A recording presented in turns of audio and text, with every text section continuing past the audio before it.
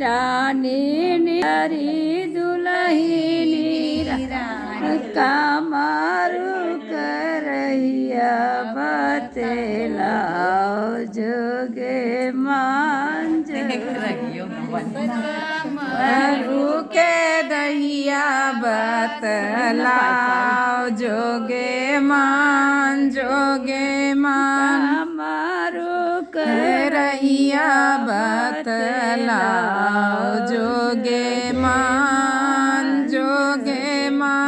कमरू के रहिया बतलाओ जोगे कमरू के रहिया भैया तीनी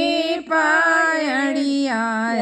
रे तीनी पायड़िया यार माझे कै पायड़िया होई के जा जोगे मान पायड़िया होई के जाओ जोगे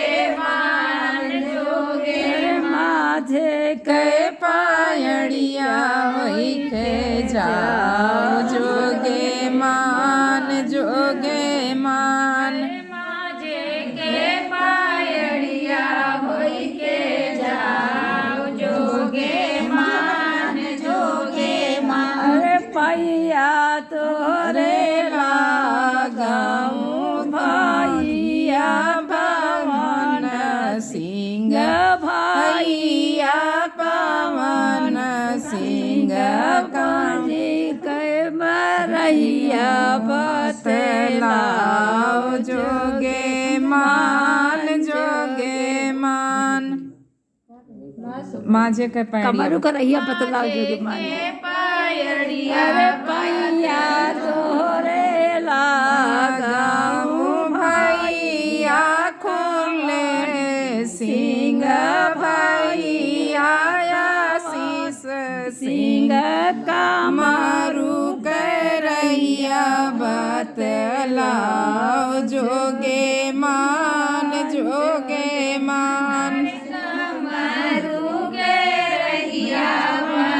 बतलाओ जोगे मान अरे कमरू करहिया बहिनी तीनी पायड़िया